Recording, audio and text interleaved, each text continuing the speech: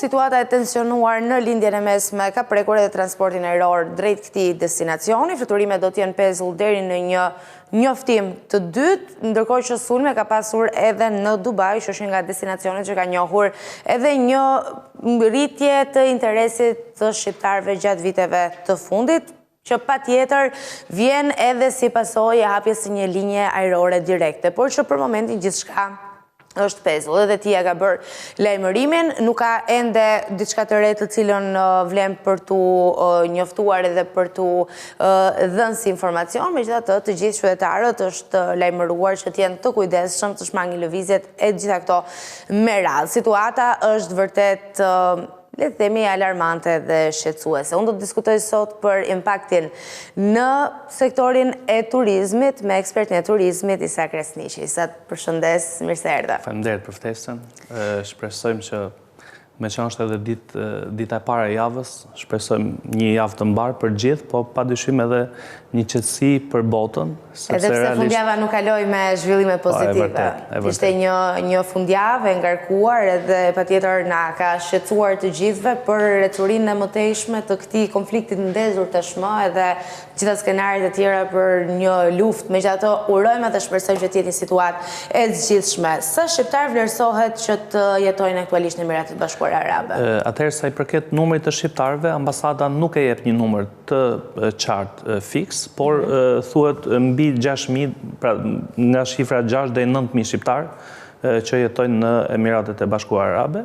Të regjistruar janë mbi 6.000 padyshim, që janë me leje qëndrimi, ndërsa të tjerët padyshim janë edhe pjesa e turizmit, sepse ne kemi vite tashmë që kemi edhe linja direkte me Dubajin, kemi linja direkte me Dubajin, por kemi pas edhe linjën direkte me Abu Dhabin për një kohë shumë të gjatë, pra me Wizin, dhe ka qenë edhe Fly Dubai direkt me Dubajin, me Tiranën. Numri shqiptarëve sa shkon dhe rritet në Dubai, për arsye se Dubai është vendi i mundësive jo vetëm për turizmin, sepse padyshim është vendi numër 1 për turizmin në botë tashmë, por është kthyer edhe si vend për punë të ndryshme, të cilat t'i ofron, po themi, në fushën e teknologjisë, fushën e arsimit. Padyshim ka shumë shqiptarë të cilët në pjesën e lindjes së mesme, ne kemi rastin e Kuvajtit. Kuvajti ka një numër të vogël relativisht shqiptarësh të cilët jetojnë atje, por kanë pozicione shumë të mira pune. Punojnë në arsim dhe punojnë në shëndetësi. Edhe Dubai, padyshim që ka pozicione të ndryshme, që është një shtet i cili t'i ofron gjitha. Një nga ato, po themi, diferencat që bën Dubai, vendalit janë 1.5 milion banor, dhe të huajt janë mbi 7 milion banor. Ne kemi në Emirate diku 4 milion banor të cilët janë nga India. Pra ti kur shkon atje nuk ballafaqohesh, po themi zero me vendalit. Se janë shumë pak, po ndërkohë është një vend i cili kryesisht bëhet nga të huaj të cilët vinë aty për të punuar, po pastaj ka edhe turistë dhe shqiptarët ishin një nga ato le të themi kombësi turistës të cilët po njihnin një interes goxha të madh për Dubain, sidomos gjatë viteve të fundit. Dhe thënë kjo, sa përqind e paketave jashtë Europës zë Dubai në tregun shqiptar? Sa i përket paketave, ne vitet e fundit shqiptarët kur u thojnë në Dubai, e kombinojnë edhe me shtetet të tjera. Dubai tashmë duke qenë si qendër, sidomos e linjave ajrore, ka bërë që të përdoret shumë edhe tranzit. Para 2 viteve, Dubai ka hequr vizat për shtetasit shqiptarë dhe kjo ka qenë një nga, po themi, arsyet kryesore të cilat shqiptarët po e përdorin Dubain tashmë edhe për tranzit për vendet e Azis, duke shkuar për në, po themi, në Tajland ose në Indonezi ose vendet tjera. Dubai është qendër botërore, sa i përket turizmit, por shqiptarët e kanë përdorur Dubain, jo vetëm ke çështja e turizmit, por e kanë përdorur edhe ke investimet. Vitet e fundit, biles është firme të madhe që të investohet në Dubai, pavarësisht se unë realisht nuk e kam dashur asnjëherë një gjë të tillë që shqiptarët të investojnë jo në Dubai, po edhe në vende tjera, sepse Shqipëria të ofron vende sa dush për të investuar dhe duke qenë që Shqipëria i mungon shumë investimi qoftë edhe në turizëm, pse jo, si më thonë, të kemi një investim të qëndrueshëm, sepse çdo investim që bëhet në Shqipëri padyshim përkthehet në investim patriotik. Pra vendin nuk e duam vetëm kur bëjmë një foto, por e duam edhe kur investojmë edhe kur e mirëmbajmë atë. Momenti i duhur për t'i dhënë mesazhe të tilla në fakt, po nga ana tjetër jemi përballë një fatkeqësie, do ta quajmë kështu në thonjza, mund të heqim ndoshta edhe tërësisht thonjzat për sektorin e turizmit, për agjencitë paktën, për ata që organizojnë guida apo udhëtime drejt Dubait apo drejt vendeve të tjera të lindjes. A ka deri më tani të dhëna sa është humbja, sa është pesha reale e gjithë asaj se çfarë është duke ndodhur si pasojë e situatës gjeopolitike? Atëherë, sa i përket agjencive shqiptare ose operatorëve turistik shqiptar, padyshim që ka pas humbje dhe nuk ka shifra reale se sa kanë humbur shqiptarët. Ndërsa mund të them se sa kanë humbur vetë Emiratet në këtë lloj situate krize, bëhet fjalë për shifrat e fundit kanë dalur 1 milion euro në minutë humbje vetëm aeroporti. Bëhet fjalë 1 miliard dollar në ditë ka humbur Dubai me këtë lloj gjendje që e ka kapur këto ditë. Bëhet fjalë në Dubai, po nuk është vetëm thjesht pjesa e Dubait. Emiratet janë 6 principata. Po ne po marrim ato duke qenë se është destinacioni më i kërkuar. Duke qenë që është edhe më i njohur edhe me emër më të madh. Abu Dhabi, që është kryeqyteti, edhe Dubai, të dyja kanë pas humbje të mëdha sepse të dyja kanë aeroportet, po themi më të mëdha që ulen edhe turistët. Në Dubai, ne sot që flasim, kemi një prirësi Dubait, është Mohammed bin Maktoum, dje ka dalë me një deklarat shumë interesante, që duhet marrim mësim edhe ne si vend që kemi qasje ndaj turizmit, duke thënë që të gjithë ata cilët janë në për hotele të huajt, që kanë ardhur për turizëm, do regjistrohen dhe do kenë ushqim falas, pije falas, edhe hotelin falas. Që është diçka për të mbajtur ende në një situatë të tillë është e vështirë ta mbash turistin, realisht, duke menduar që do ta diskutojmë edhe më vonë. Më shumë për të përmirësuar, po themi atë imazhin. Edhe nga ana tjetër, unë po shihja ditën e dieshme disa nga review-t që janë publikuar nga hotelet pranë zonave ku është sulmuar, ku ka pasur sulme, të gjithë turistët komentojnë lidhur me situatën, pash të drita portokalli, pash një raket më vinte afër, pra ende ka turist aty që sidoqoftë situata, sa do e tensionuar, sërish do lënë një review, kështu që duhet menduar edhe kjo pjesë. Padyshim, pjesa e review-ve është një sistem goxha i sikletshëm, po themi për gjitha bizneset. Edhe në Shqipëri e vuajnë shumë sektori i turizmit, sidomos investimet që bëhen në hoteleri edhe në restorante. Review-t janë pjesa kryesore që turistët, po themi, angazhohen për të dhënë atë mendimin e tyre, janë të lirë në mendimin e tyre, por zakonisht review-t nuk janë gjitha të sakta, sepse ai mund të mërzitet për diçka shumë të vogël, ndërkohë që aty ka 5 yje, ai jep vetëm 1. Pra ti e mërzit për 1, pse duhet t'i heqish 5. Ta janë gjithmonë shumë subjektive në... Me që e hapëm edhe si temë, është mirë që shqiptarët, kudo që shkojnë tek bizneset shqiptare, është mirë të lejnë nga një review të mirë, sepse turistët i shohin shumë, sidomos të huajt, referohen shumë tek review-t dhe i besojnë. Për fat keq, i besojnë shumë. Realisht, e kanë pikë reference për pare se të zgjedhin vendin ku do ta akomodohen. Ndërkohë nga ana tjetër, do doja të ndaleshim këtu në fakt, sepse kemi tashmë një situatë e cila nuk i përket një zgjedhje personale, por është diçka që ka të bëjë me një konflikt gjeopolitik. Dhe çfarë mund të ndodhë në afatgjat tek besimi i turistëve në këto destinacione? A mund të dëmtoj besimin e turistëve pavarësisht sa vend i bukur është, pavarësisht se sa vend i lakmuar mund të qenë për dikë deri në këto momente? Ama fakti që është ka i shpran një konflikti geopolitik të ndezur, i cili ditë pas dite ka zhvillime, a mund të sjell një ndikim në besimin afatgjat të turistëve? Her pas here, kompanitë e mëdhaja, për të bërë një reklam, bëjnë edhe diçka, po themi një autogol ke vetja, në mënyrë që, si më thonë, të hapet emri akoma më shumë. Nuk mendoj që Dubai do preket shumë nga pjesa e turizmit, sepse vazhdon të jetë qendra e turizmit botror, por ajo që them unë është që në Shqipëri në 2024 Turqia është përballur me sulme mediatike të mëdhaja nga shtetet arabe,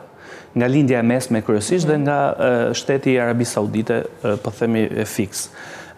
Duke qenë që u përball shumë me këtë lloj sulmesh, ato të cilët përfituan ishin vendet e Ballkanit. Lindja e mesme u ushtri në 2024 në pjesën e Ballkanit, duke kryesoj padyshim Bosnia, me 60.000 turistë vetëm nga Kuvajti, kështu që her pas here, si me thonë, vende si puna jonë, ne përfitojmë kur ka trazira të tilla, padyshim që nuk duam që të ketë trazira, por Shqipëria këtë vit do përfitojë shumë nga pjesa e investimeve të huaja, edhe gjithashtu edhe numrit të madh të turistëve.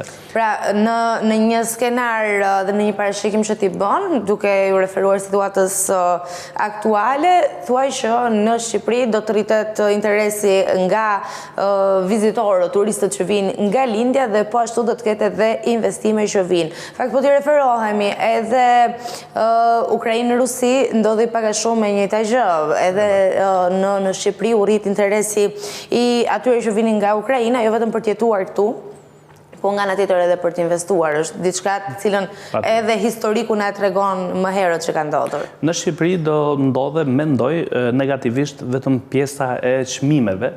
Këtë verë mund të kemi rritje të çmimeve, duke pasur parasysh që problemet që po ndodhin sot në lindjen e mesme do kenë pasoja në rritje çmimesh, sepse bëhet fjalë ke nafta, bëhet fjalë ke benzina, bëhet fjalë ke gjërat bazike të cilat e prekin gjithë sektorin e turizmit, por shpresojmë që, po themi, ky konflikt të zbehet dhe të ulet në mënyrë që mos të hapet akoma më shumë, sepse jo çdo shtet do ndikohet, po themi, në luftë, por lufta është tashmë jo vetëm me armatim, por është edhe me ekonomi, është edhe me imazhe, me gjitha. Madje lufta tregtare zakonisht ajo e para që jep sinjalin që ka kaluar pragu i sigurisë.